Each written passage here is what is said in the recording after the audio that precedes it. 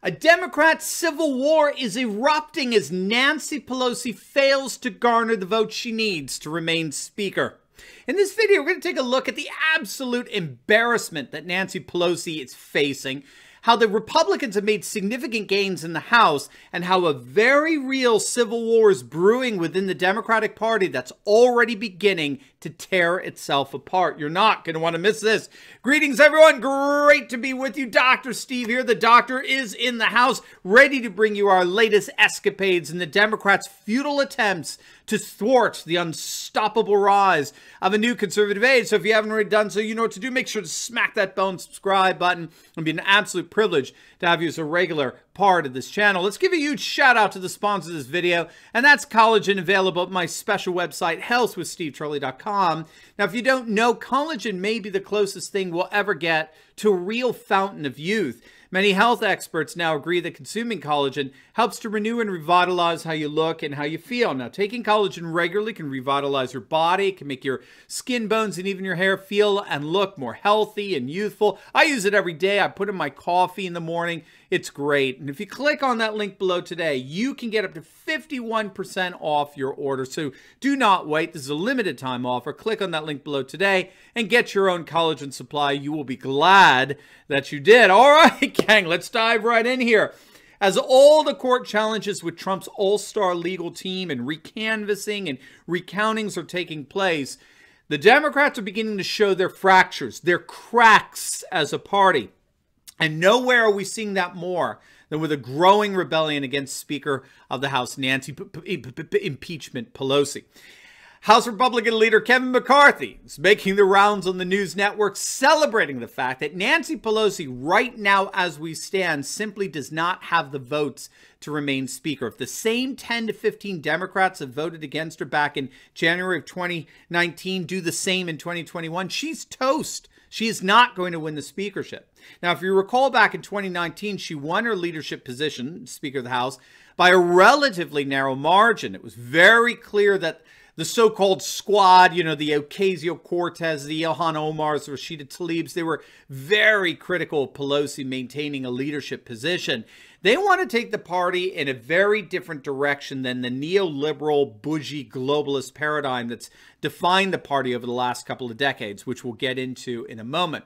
But more to the point, for the January 2021 speakership vote, as you know, the Democrats were utterly humiliated in the House races across the nation. In fact, the mainstream Marxist media called it a shocking upset. As I understand it, not a single Republican incumbent representative, not one, lost on November 3rd. The Republicans have been able to flip seats in California, of all places. Republican Michelle Steele beat the Democrat Harley Ruda, who won a seat back in the 2018 midterms, and Republicans lead in several other races that are still counting the votes. Again, why, I have no idea. Why on earth it takes a first world nation 9 days to count ballots, I have no idea. But regardless, the Republicans, when all is said and done, may have flipped upwards of 16 seats in the House.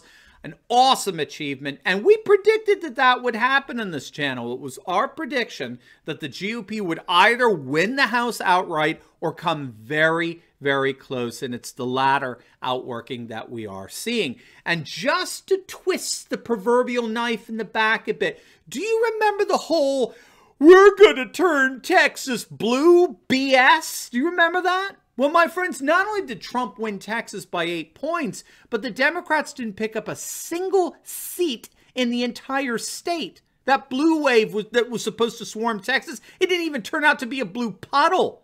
It was a desert. It was a blue day. It was nothing. And again, lest we forget, let's remind ourselves of Fox News' early election evening call. It was just after 9 p.m. The polls weren't even closed in some parts of our nation. Just after 9 p.m., 9:16 to be exact, the left-wing activists disguised as conservative journalists over at Fox, with an election desk headed by a rabid liberal Democrat who we now know contributes to the DNC, they called that the Democrats would retain control of the House and that they would increase their majority by 5 seats. That was all part of a carefully scripted narrative that was being pushed by Fox all election night that Trump was collapsing, the Republicans were collapsing, all under the weight of this Biden-led blue wave that was totally and completely fabricated. It did not happen. Don't take my word for it. Let's go to what Fox News has been saying since the election. Brett Baier of the Fox News decision desk. Brett Baier, who called Arizona, gleefully called Arizona for Joe Biden, all the while refusing to call Texas, Florida, and Ohio for Trump. Yeah, that Brett Baier, he has now admitted in a pathetically banal way that Fox made an error in their calculation. His exact words were, as reported, quote, on election night, the Fox News decision desk correctly predicted soon after 9 p.m. Eastern that Democrats would retain control of the House, but they also estimated Democrats would add about 5 seats to their majority. That did not occur, close quote. It's about the closest thing that we're going to get to Fox News actually admitting we effed up. That's about it. All right, that's all we're going to get. Forget the fact that this was blatant election interfering. Not all the polls had closed. It was a suppression call. But it didn't work, interestingly. The Republicans have gained upwards of 16 seats in the House, most likely when all the legal votes have been tallied. Now, this disaster for the Democrats in the House is obviously putting Nancy Pelosi in the hot seat. It's putting her speakership at risk.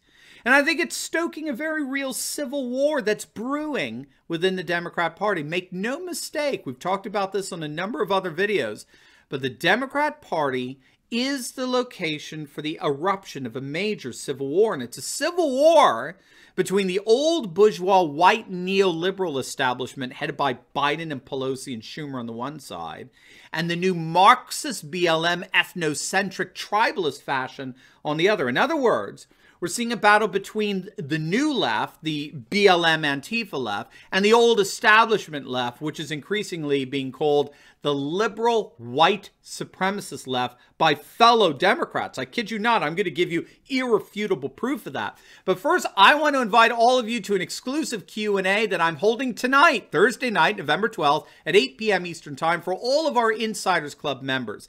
I want you to join me and our international team of Turley talkers all across the world as I answer your questions and help you think better so you can feel better about everything that's going on with this election in light of the rise of a new conservative age. Now, if you're not part of the Insiders Club, you don't want to miss out on this Q&A, so all you need to do is click on that link down below in the pinned comments section and join my exclusive club right now. And to make it even sweeter, we're going to give you a free 2-week trial so that you can be a part of the Q&A tonight and ask me questions.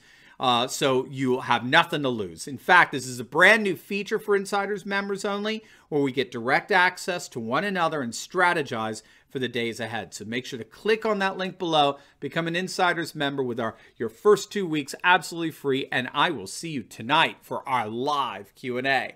All right, so look at what some Democrats are saying about their so-called president-elect.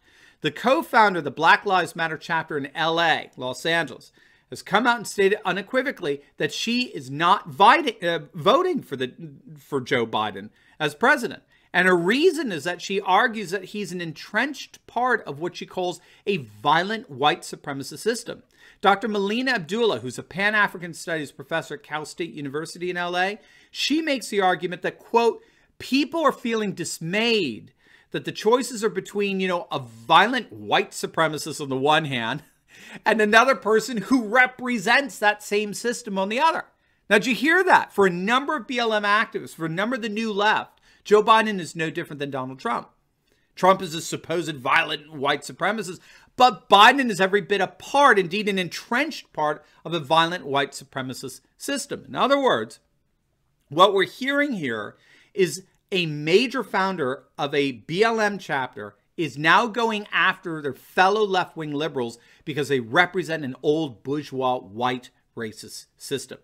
We all saw the Civil War play out over the summer with the riots, didn't we?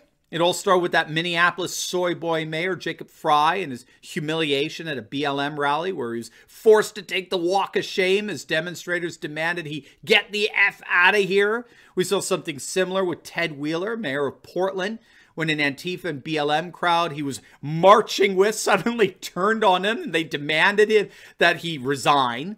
Then you had Jenny Durkin, the ultra-left mayor of Seattle, the once brave defender of the Chaz Autonomous Zone. She's facing a major recall effort led by leftists upset that she allowed police to use tear gas to disperse demonstrators and rioters. I mean, we could go on and on. In every single one of these cases, we are seeing left versus left, Democrat versus Democrat, the new Antifa BLM left versus the old establishment white bougie left, right? The AOCs versus the Pelosi's, the Rashida Tlaibs versus the Joe Bidens. Remember, it was reported after the Democrat convention, right? How convenient. But we found out only after that cringe-vention, when it mercifully came to an end, that over 1,000, you heard that right, over 1,000 Democrat delegates voted against their party's platform.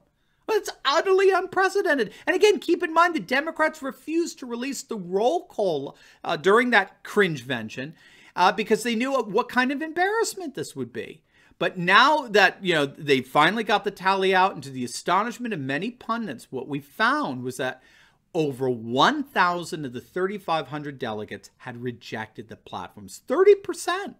Make no mistake, the Democrat Party is in a civil war. It's in a fight for its soul, what little it has. Our nation's cities in many respects have turned into battlegrounds for the civil wars we saw over the summer. And I think we should take heart, because that means that the left today is destroying itself. And not only is it destroying itself internally, but I think it's more and more alienating itself from average Americans. 73 million voters, to be exact, real voters, actual voters, have officially rejected the Democrat Party. And that number may reach upwards of 80 million by the next election. So we'll obviously be keeping our eyes on how things develop here, but not a good start for an already crippled and crippling political party.